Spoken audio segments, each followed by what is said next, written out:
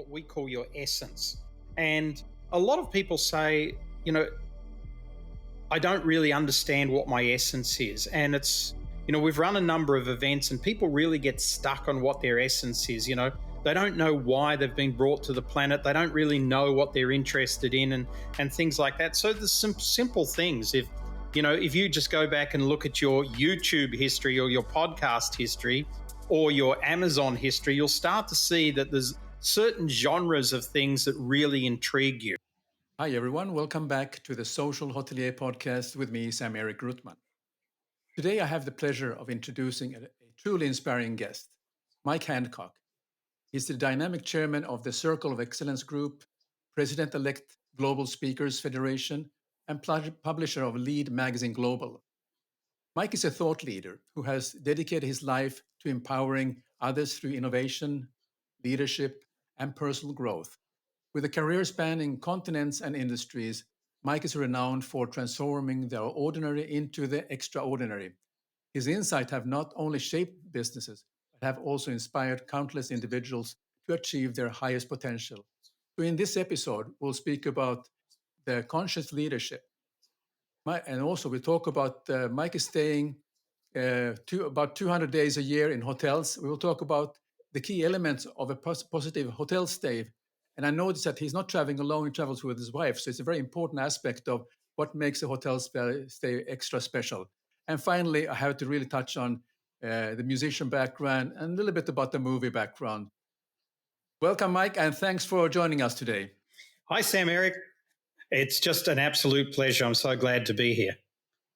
First, I think for our audience to get some background, and particularly my understanding that you are doing some multifaceted different things, that tell us about your professional experience and how you came about of founding the Circle Excellence Group. Sure, no problem. Well, after being orphaned at 15, when I was 18, I became a professional musician. So music's never far from me. In fact, I can reach over and pick up a guitar. That's how close they are to me. And then I got into corporate in my 20s and financial services, ended up as general manager, sales and marketing of what was New Zealand's largest financial services company. And I was sitting around the boardroom table for a few years there with the other senior team. We reported direct to the CEO, and I realized that most of the people there just weren't living to their full potential, and I really wanted to change that. So I thought, I'm not living to my full potential. So over a period of about 12 months, I worked my exit out of corporate. I started a few companies. I sold a couple of them very early on. And then I started around about 20 years ago now what became the Circle of Excellence group of companies. And it's a group of 4 for-profit companies and 1 not-for-profit company that is really focused on helping conscious leaders to play a bigger game. So we host ed tech platforms. We have obviously coaching programs. We have a number of events. We have the magazine that's part of it. We have an institute where we license intellectual property to schools and universities and business incubators and coaches and consultants around the world. And we've got clients in more than 50 countries. Hence, I spend a lot of nights in hotels. Very good. You speak often about the new world of conscious leadership. Could you share what are the key aspects of a conscious leader and why they matter? Well, I became very aware of conscious leadership around about 15 years ago now. Nobody really understood what it was at that stage. And to me, it was always about having a much bigger vision than just to make shareholders profit. And then in 2016, I saw a wonderful article in Forbes magazine, which inspired me to write my book, Conscious Leadership, which did quite well. And Forbes said that conscious leaders are not about saving the planet. A conscious leader is a person who is prepared to do the deep inner work inside themselves so that they can turn up as the best and most authentic version of themselves. And they really broke that down into 5 bullet points. And they said it was a conscious leader has a purposeful vision. They have a collaborative mindset. They lead by values-based leadership. they are able to make a difference and focused on making a difference every day. And also that legacy is a very important part of their portfolio, which sounds relatively ordinary, but is incredibly different than the CEOs of most organizations and their mandates. So conscious leadership, we started the conscious leadership movement. There's thousands of people in that now, and we've been actively working with our clients to try and create 432 conscious leaders around the world since 2016. So that's what we've been doing, and we're well on our way. We're getting close to 50% of the way there, because it's not just as simple as saying, Sam-Erik, that I'm a conscious leader, I do things right. It's really about somebody who's living those values and actually doing that on a day-to-day basis. And that's, for us, we have a very clear way of what that means for us. And our overall objective there is to be able to influence just 1 million people. So many people talk about billions of people. We just want to influence 1 million people, which is a country about the size of Estonia. And we feel if we're able to do that during our journey on this, then we've done something good for the planet. Oh, so how does conscious leadership require internal reflection and presence? Because you must continuously look in the mirror, if you will, to reflect and also to understand where you're going. Well, it's a lot deeper than that. It's about actually really understanding who you are as a person.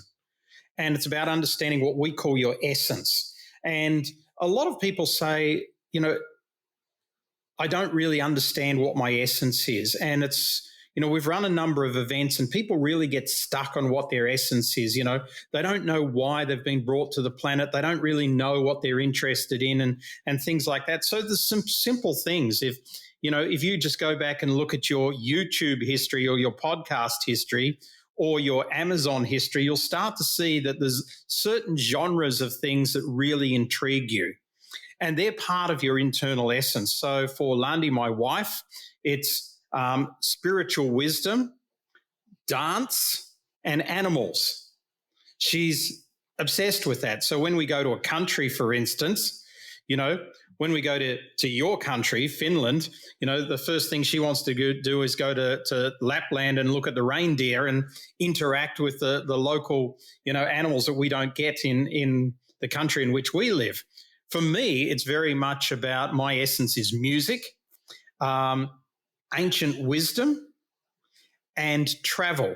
Now, part of Landi's essence is travel as well. So I believe that we owned a travel company for some 10 years and we led a lot of tours on that travel company. It was called Soul Journeys. And we realized that people don't like to travel because they want to see other cultures or experience the food or anything like that. They were all secondary. We realized that people love to travel because of who they are when they're traveling. So when you ask the question about conscious leadership and understanding what's on in inside ourselves, it's often related to, if you're a traveler, you become the best version of yourself when you're traveling. And there's something that you are that you just may not be able to be when you're at home in your 9-to-5 job. So being more conscious about is exploring those aspects of yourself so that you can understand yourself better. And if you can understand yourself better, then you can create values and boundaries. And once you've got values and boundaries, you've got a game that you can play on the planet.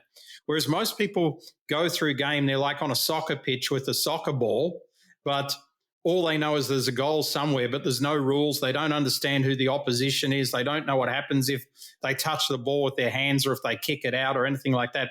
Values and doing that deep inner work inside yourself and understanding your boundaries starts to draw your rule book for your life.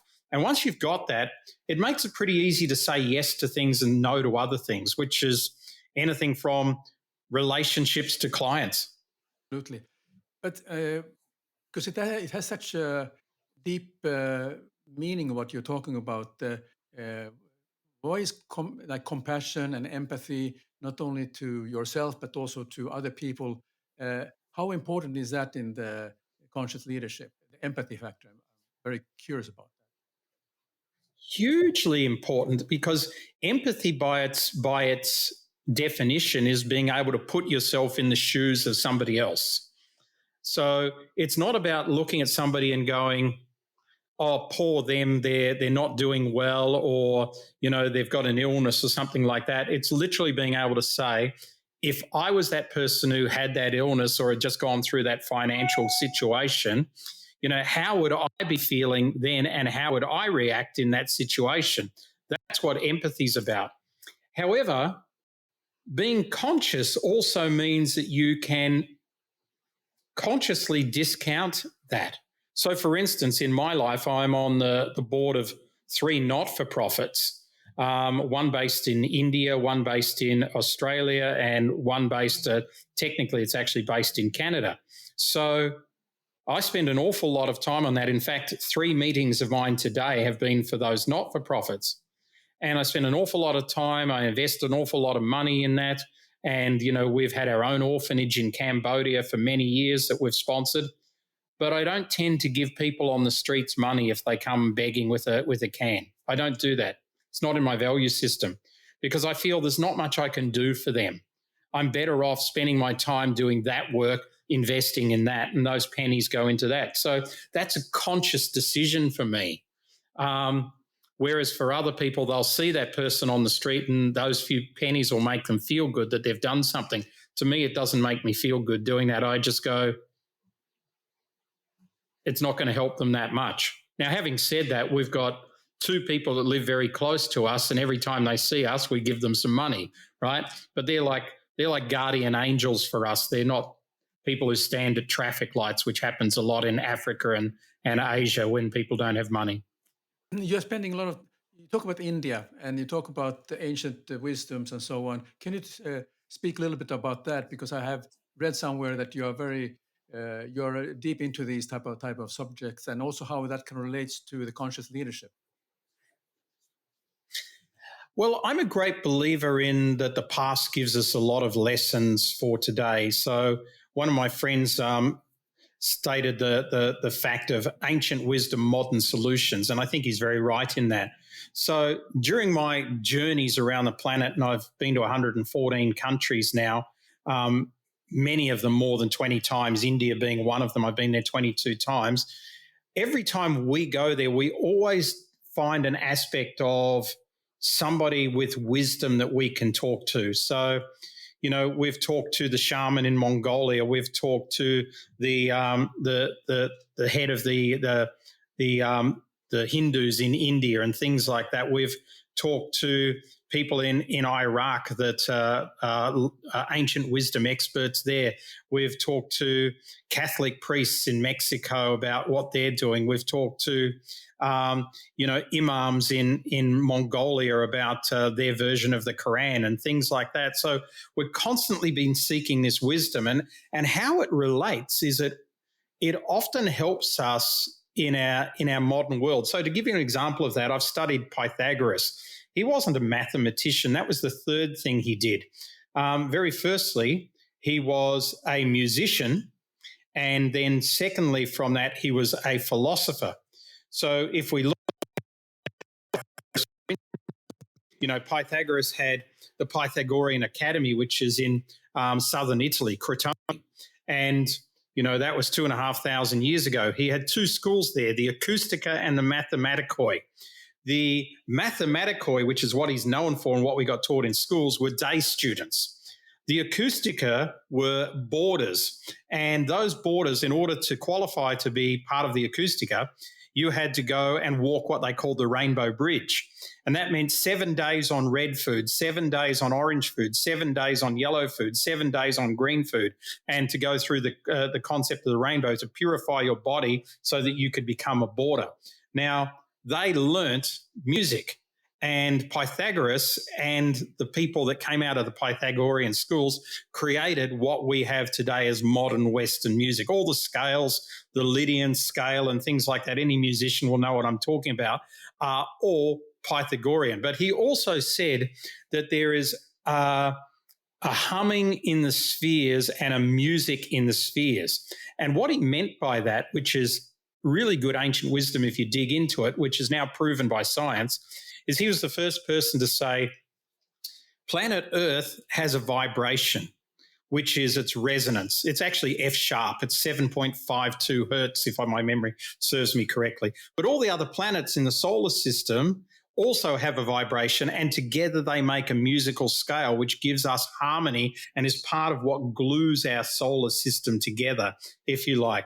So when we look at it, we can look at that today and say, well, human beings also have a soul note. Now, that's why sometimes when your friend says to you, come and meet Bob, he's really such a great guy and I love him to bits, and then you go and meet Bob and you think, I don't like Bob at all. There's something wrong with him. There's nothing wrong with Bob. It's the fact that you're not resonating with him at a soul level. So some of this really ancient stuff can allow us to make decisions. And, you know, the corporate that I work for, Sam-Erik, just to round off your question, I realized that sitting around that boardroom table, there were 8 of us, including the CEO. I realized that I was the outlier. I was the different one. Everybody else was basically the same. And so that's not going to progress a company at all. And in fact, the company was doing okay, but then I left. I'm not saying this is because of I left, but I mean, this is a major corporation, billion-dollar company, basically dropped to 50% of its production in the next 2 years because the person they replaced me with was very much like the people around the table. And you've got to have differences. This is a diverse world. I remember speaking to Landi, my wife asked the shaman in Mongolia, what do you think about religion on the planet? And he said, every religion should be celebrated. He said, you know, the leaders of, you know, the different religions, whether they be Buddhist, Muslim, Christian, you know, Baha'i, whatever your faith is, should be able to sit around the table and share the greatness of each religion so that everybody can learn and benefit from that. I thought that was so profound coming from somebody who, you know, lives on the nomadic steppes of Mongolia, rather than us super sophisticated Westerners who, if somebody's different than us, we poo-poo them and say, no, they're different. I like my people, whatever that is. And we're seeing that, you know, in America with politics at the moment. And I mean, it's not only America, it's in all countries, but it's really in our face about politics at the moment. And being conscious is about able to understand somebody else's point of view. It doesn't mean you have to agree with them. Oh, that's very fascinating what you're talking about. I'm going back a little bit to the conscious leader that you are training and coaching and so on. How to ensure their well-being and to stay motivated and competent? Because I think they have to find a way how they are nurturing themselves through different influences. Because they have a responsibility, but also that they are not that stagnated, but they're growing in their role. You know, it's lonely at the top is what they say, right? But it's lonely whether you're a CEO or an entrepreneur running your own business as well. I know I'm talking to somebody tomorrow who's been a client of ours for 10 years. He came to us with an idea 10 years ago and he said to me, you know, all of my friends tell me this is a stupid idea, but I want to run it by you. And I said to him, I think it's probably the best idea I've heard in years when he told me. Anyway, fast track 10 years later, he's listing his company on the New York Stock Exchange at the moment. He's not from America. He's originally from Africa, in fact, but he's living in the Netherlands these days. And it's a green tech company. It's a fantastic idea. But all that we've been doing with him every time we've met with him over the years is not talk to him about his business plan or about raising capital or anything like that. We've been talking to him about how he's being supported himself and his journey on this, because that's what conscious leaders need. They need the support of people. So we're very lucky, and we didn't set out to do this. It just happened. But in the Circle of Excellence, the company that we founded, we have our Circle of Excellence members, which is our top 250 clients. There's a phenomenal community in there, and they support each other. So everybody feels in the same boat together. So by, you know, you mentioned at the start, we're off to Indonesia. We're running an event. One of our events is for our Circle of Excellence members there, where they fly in from around the world. We spend 5 days with them. It's an accelerator program, but you know, a lot of business is done in the pool, and there's a lot of laughter at that event for sure. And I think to cover off your question, a conscious leader needs the network around them of peers that understand them, understand their journey. And believe it or not, that's not easy for many people to find.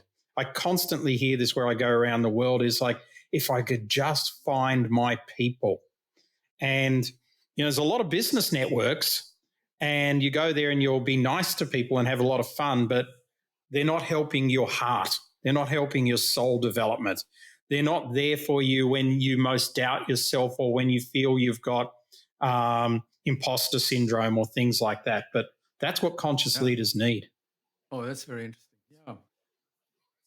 Oh, I'm just kind of absorbing all this, and I'm also the listeners are absorbing all this what you're saying. So that's very fascinating. Now, those people who are now in the involved in this activity and the community they are, how do they actually how do they found you, or how, are they usually being referenced by their friends that I'm part of the circle, or how do they go about joining and learning this? Well, I think about 30% of them come through some referral system. A lot of them come because they need to experience us first. And, we're quite unique in what we do. A lot of people say, who's your competition? We don't have any. Globally, we don't have any. I've never found anybody who does what we do because we support leaders holistically, which means everything from the A to Z of business to, spiritual development and leadership development as well. So the best way for anybody to find us is to simply go to our website, circleofexcellence.biz, B-I-Z. And on there, you'll find a simple assessment where you can go in and put in what you're doing at the moment, and it matches you against all of the other people that we've had do that assessment and our own top 250 clients. And you'll get to see where you are and where the gaps are in your business. And it goes into your mindset and the way you approach it. We call it empowerment, goes into your personal empowerment there. And then if you want to, you can reach out to us off that and we can have a meeting with you, and no obligation on either side. And we'll just talk to you. And if somebody wants to go further after that, we'll talk to them about what their options are. So that means there's a lot of collaboration between everyone there. And that's where you actually are learning about yourself. You're learning about who you're dealing with, and that helps you to grow. Collaborative vision, one of the 5 aspects of conscious leadership. Very good. Now, you mentioned that you are, before we started the recording, you mentioned about your travels, and there was a few days here and a few days there, and you're spending time in Bali, and then you're in Europe and so on. So spending around 200 days or 200 nights in hotels, you must have already, I'm sure if you're not you, but your wife, is that there are some key elements that makes a positive hotel stay for you. Are there some certain things that you are very particular about? What would they be? Absolutely. I've always thought that some hotel chain should grab us as ambassadors or hire us to do, to show them exactly what people who travel regularly want. And because very few get it right, like very few. And so just to give some background for the listeners, so I think since 2004, I've been in hotels approximately 200 plus nights a year. Sometimes it gets close to 300 nights a year. Sometimes I'm only home 2 months a year. And because I travel with my wife and we travel together, I mean, she's a part owner of the business and we do this together, which we love. I mean, we spend a lot of time in hotels, and last year we were in 21 countries. The most we've ever done in 1 year is 40 countries in 2015. This year, I think we've been to 12 already. So that'll give you an aspect of where we're coming from. So I think the question is what not to do at the moment. So I want to give the listeners a tip. What is definitely not working for me, and I avoid like the plague, is any type of app-based check-in. So I know that a lot of hotels and a lot of boutique hotels and things that you find on booking.com, which we use pretty regularly, I must say.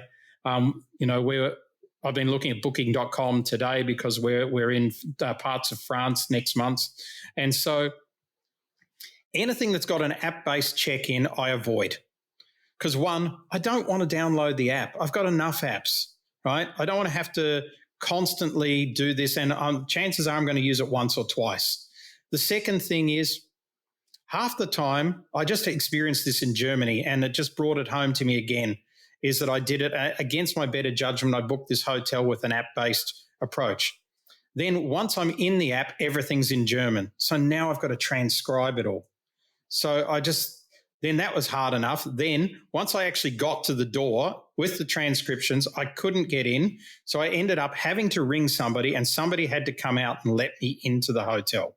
So that stuff just doesn't work for me. What I think a traveler is looking for is a clean room with the types of things that travelers want, which is access to food. It doesn't have to be in the hotel, but it has to be close by or handy or something like that. We want to be able to wash and dry and iron our clothes as we're traveling. Some of us are on the road for a week, a month at a time. So that's very important to us. We want a comfortable bed, and we want the place to be clean. Blown away by how many 5-star hotels are not clean these days. And the other thing is, if you do have staff, it's nice to have friendly staff. And again, have a simple check-in procedure. And the less technology, the better. Now, I know the world's going to more technology, but Newton's law, for every action, there is an equal and opposite reaction. So, yes, you look at me and you go, the guy's not 25. If I was 25, I think I'd still feel the same. I want to go there. I want to hand over my passport and have somebody and my credit card and have somebody hand me a key. That's what I want to do. I want to take 2 minutes and do that. So it takes me so much longer to go and fill in the form online and then do this and do that. And I think the other thing for that, and then I'll let you throw some questions at me, some direct ones, is even the booking sites now like booking.com that go, I've booked on there, now I get an advice from the hotel that there's another set of forms that I've got to fill in. And that if I don't fill those in, they won't be able to guarantee me smooth entrance into the hotel. A traveler like me, I'm sometimes staying in 5 cities a week. So to go and do that is just super painful. I think, hotels sort of think that most travelers are mum and dad and the kids who take 3 holidays a year and they're staying in their hotel. Whereas I think they'll find that if they talk to their really fluid travelers like myself, we want some things that are different. Now, one of the things I pay attention to when I travel with my wife is the arriving to a place, and I kind of have my antennas out once I get into the lobby. How are you about that? I mean, do you get your antennas out and get the kind of vibes, and is this going to be a friendly place, or are you just kind of getting on with your business and giving your passport and you check into the room? Oh, no, my antennas are definitely out. But also, you want people to be super friendly, but not familiar. So that means that they're not saying, oh, hi, how's your day? Where did you fly from? How was your flight, et cetera, et cetera, et cetera. And you feel like you have to have a conversation. There's always a level there, and some people do it really, really well. And I think, often it's just a friendly smile and being efficient. People who try and multitask behind the reception desk are really painful because you're just like, okay, inevitably they'll get caught on something else, right? So you're halfway through checking through, then they'll pick up the phone to answer somebody in a room, and then that person will have a problem. So you sit there waiting and you're like halfway through. So definitely my antennas are out. And the things I'm looking for is the cleanliness. I'm looking for just the vibe, the energy of the place. Is it dead, or does it feel like it has some life to it? Does it feel friendly? Do I feel safe here? There's a lot of cities you travel to around the world that these days aren't so safe. And I'm not talking about, the midst of some country that we've never heard of. I'm talking about cities in mainstream countries. I mean, we're going to Paris. I mean, very soon I'm going to be looking at safety as an aspect in the area in which we stay in, because Paris has good areas and bad areas. So you want to pick that up straight away, and you want to pick up that the hotel's doing things right and has the right things in place, which is just, it's manners and common decency. That's what we expect. Being you have a musician background, maybe you can relate to this, that I consider a hotel stay like an operatic experience. I mean, it starts from Absolutely. beginning, and then you have the grand finale and so on, isn't it? And you expect that something amazing will happen to you. Maybe there's a little bit of drama, but then it turns out to be good at the end. Absolutely. But hotels get too involved in trying to create something that maybe people don't want. For instance, we're running a conference in Bali. We've got two coming up. I mentioned one earlier, but then we're running a much bigger conference, which is called the Global Speakers Summit. We've got 300 speakers from over 30 countries joining us in Bali for 5 days. It's being run at a 5-star household name brand that's been around since the 50s. So that would be my guess, right? It's a beautiful hotel. We went there to do our site visit in February. It took me 45 minutes to check in.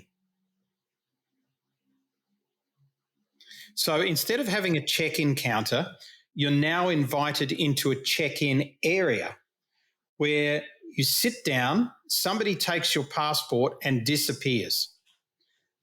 What they don't tell you is, because you didn't fill a form in before you come to the hotel, they're now running some sort of checks behind the scenes on you, because it's an expensive 5-star hotel. This wasn't just me who experienced that. This was 3 people that were involved in the same process, all had waits between 20 and 45 minutes. I was the longest. So I'm going, guys, we can't bring 300 people here and give them this experience as the first touch point. What can you do? They are very gracious, and they can set up an area for us where they can put people in, and we can check in our people. But I think whilst it's lovely to not have to stand in a line at a check-in desk, every strength taken to an extreme becomes a weakness. So the rest of our visit was fantastic. The food was great. The service was great. Everything was great, right? Couldn't fault the place. But that check-in experience made us go, aha, we've got a problem. I nearly thought about a second hotel on that. And, bringing 300 people to an event is good revenue for a hotel. So I don't think, and I really know this, I don't think hotels run enough checks, blind shopping on their own experiences to see how people are experiencing their own hospitality and their own service. And by the way, I do love hotels that offer you a copy of your bill before you check out. Yes. Because inevitably there's always some problem on the bill somewhere or other. So that's always a nice one to have if somebody can do it. COVID or Corona, or whatever it's being called, seems to be this, like ages ago we had this, everybody was wearing a mask, and they had all these things. I was just wondering, did you travel during that time, and what was your experience, how the hotels were dealing with this safety aspect and hygiene aspect? Was it more of people cleaning the rails in the lobby, or how was your experience during that time when you traveled? We travelled pretty much through that time, with the exceptions of the hard lockdowns. And often, Sam-Erik, the places that we went to were empty. In fact, 1 or 2 times I think we're the only guests. If not, there's definitely 5% occupancy. And one particular hotel that we used quite a bit, I think we were back there every couple of weeks, and, every time we were looking for other people. So what I found was that the experience went away. It became very clinical and now, obviously, hotels had to comply with whatever the laws were in their countries, but it became inhumane during that time. So, and I think a specific example of that was we can't help you check in. Go over there. We've created a QR code. I hate QR codes, right? Any restaurant that uses a QR code, any hotel that uses a QR code, I just don't go back there. They don't know. I just don't go back. In fact, I stopped going to my favorite cafe because they brought in QR codes. You know, what's wrong with the romance of seeing a menu? Okay. And everybody's telling me, oh no, this is for COVID reasons that we use a QR code. No, it's not for COVID reasons that you use a QR code. It's for another reason. So I think, I'm not sure if I'm answering your question, but I think that was frustrating. But I think the interesting thing was that in pretty much everywhere we went, you know, nobody was wearing a mask until we turned up, and then, you know, the staff behind counters weren't wearing masks. They saw us and they go, oh, where's my mask? And quickly put it on. You know, I don't blame them. You know, I think, you know, the whole COVID thing was, you know, probably a lot more than what, you know, we were sold a lot more than what it turned out to be. And statistically, that's proven to be the case. But I think, you know, it became less humane. And I see now with the post-COVID that a lot of things have just been dropped. But it's sort of like, are you in or you're out? I went to a hotel recently where there wasn't any sanitizer anywhere, but then in the bathroom there was an old bottle that had been there for 3 years. And so, like, you don't have any anywhere else, just take it out of the bathroom as well. It's sort of, you know, you're either in or you're out. You need to decide as the manager of that place what your standards are, what your vision is for that, and then do that. And if you're in a chain, you need to make sure that your hotels are doing that in the chain. Absolutely. Okay, now I have a sort of a sentence for you, or a thought, and I just wanted to get your feedback. And and I'd like to know what it means to you. Hotels have an opportunity for a moment in time, a night or 2 nights, to make you feel like we are your tribe. You belong, you arrived, and we care for you. What does this mean to you? Well, it means two things. So firstly, sometimes the best hotels are a hotel that gives you something that you're just not expecting, And it doesn't cost much to do that. For instance, you know, you were born in Stockholm. So we stayed at a wonderful hotel in Stockholm a few years back. And you know, when we checked in there, they said, we noticed you haven't stayed with us before. We're unable to upgrade you, but we've decided that we've put 2 nice bathrobes in there, and we're giving you the key to the sauna if you can use it between 9 and 10 type of thing, free. And we're like, this is great, right? So it's just like something unexpected. So that would be the first thing. And then the second thing is that when you stay at a place regularly, and, you know, there's some hotels that I stay at regularly and they miss the point on this, but it would be lovely to walk in and have them go, hi, Mike, how are you today? How was your flight? By the way, we know that you are a vegetarian, so we've got your favorite things on the breakfast list, et cetera, et cetera. You know, it doesn't take much to do that,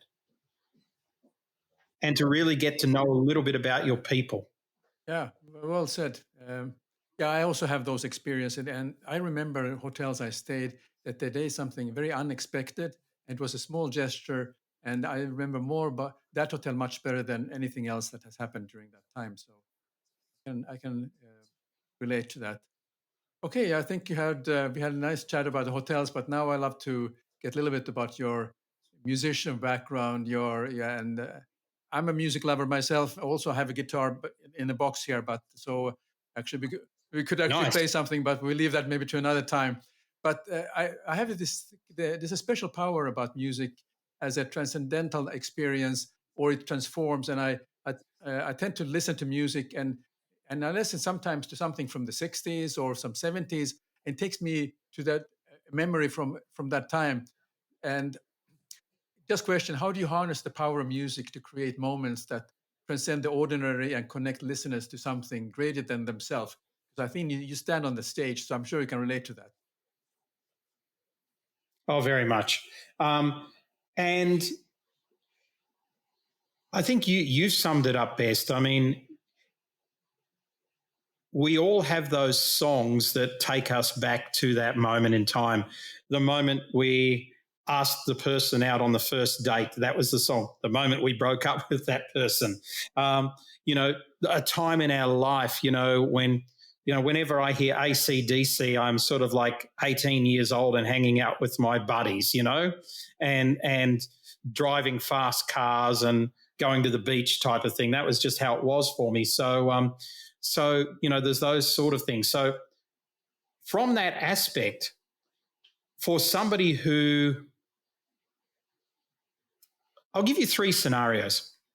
Scenario number 1, if you're in any sort of job or career where you have to perform, and like, for instance, you're a salesperson, you've got to go make sales, then before you go to your sales meeting, don't listen to talkback radio or anything like that depresses you. Find the songs that uplift you the most, whatever that is. And just before, as you're going to that sales meeting, just play that playlist so that by the time you go to that sales meeting, you're feeling on a high. So you're going in there, you're feeling good. Your whole energy will be different. You're much more likely to get a sale. Second example is using music to bring you down. So, for instance, you have a really bad day or something's really gone bad in your business or in a relationship or with a friend or a family member, and you literally feel like crying. Find that song that you cried to, put it on, let it out. You'll feel a lot better later on. Trust me, you will. And the other thing is, music has a way of generating, it's fundamental. The background of this answer, Sam-Erik, is it's basic quantum physics. All matter comes from light. All light comes from sound. Sound is the basis of the universe. So we are literally music. Our soul is literally music. So I'll give you an example to tell you what my third answer to that is. I had a client in Western Australia. He ran a manufacturing company and they manufactured blinds and curtains. And he said, my productivity of my workers is just not up to scratch. I said, are you using music? He said, no. I said, go and buy a good sound system like a JBL surround sound system for the factory. Put it in there. Go to Apple Music, select light, chill music, right? But sort of chill dance music, no lyrics. No lyrics at all, because then people will listen to the lyrics. So instrumentals, play that all day. 3 weeks later, he said, my productivity is up 20%. Surely it can't be the music. I said, see, you're creating a vibe and a rhythm and people will work to that. So, for us, whether we're vacuuming the house, back in the day when I used to have a home gym, which I don't have anymore, there's a gym in the building which I live in, which I don't go to enough. But back in the day, I had a home gym and I was in my 30s. I'd go in to do my home gym stuff. I'd put on Metallica because it made me lift and pump weights more. And it was like I could do that to the beat of the music.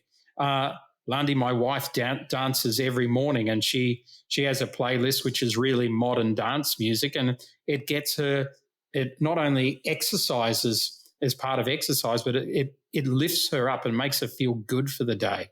So music is the greatest tool to help us with our emotional state. And we should be using it more than what we do. It's not a matter of just throwing on a playlist. If ever any of you listening to this have the advantage to coming to one of our events that we run, live events, we've run over 3,000 of them. And I've just done it for the events coming up in Bali. Every single song is selected by me to create a mood. So the event, you mentioned it before, a hotel experience is like an opera. An event to me is like an opera as well. So I want a crescendo at some stage. I want people to feel down. I want people to feel anxious at some stage. I want them to have these feelings and take them on the roller coaster of that, which creates an experience. That's what music is. I can relate to that. That's wonderful. Well, Mike, this has been a very good discussion, and I love to get you back one of these days between your travels, and I'd like to dig into some other things that you're doing. I know you have done a movie, but we'll leave that for another discussion. So I really appreciate you joining today, this episode, and we have your contact details. And if anybody wants to really reach out to you, is it better on the website or what is your preferred way? Or LinkedIn, they can go to LinkedIn, which is Mike Handcock, Handcock, and they'll find me on LinkedIn as well, or the website www.circleofexcellence.biz. Excellent. Well, thank you, Mike. I appreciate you joining today's episode, and thanks for all the fantastic insight. I learned so much that I didn't expect to learn. I thought I was going to have a very basic discussion here, but you gave me a very full throttle about philosophy and things I never knew I would learn about. So thank you so much. Absolute pleasure, Sam-Erik. Thanks, everyone. Thanks for joining us this week on The Social Hotelier Show.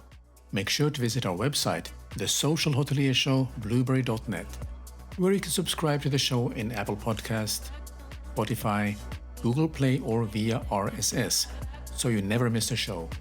While you're at it, if you found value in this show, we appreciate a rating in Apple Podcast. Or if you simply tell a friend about the show, that will help us out too. Be sure to tune in for our next episode.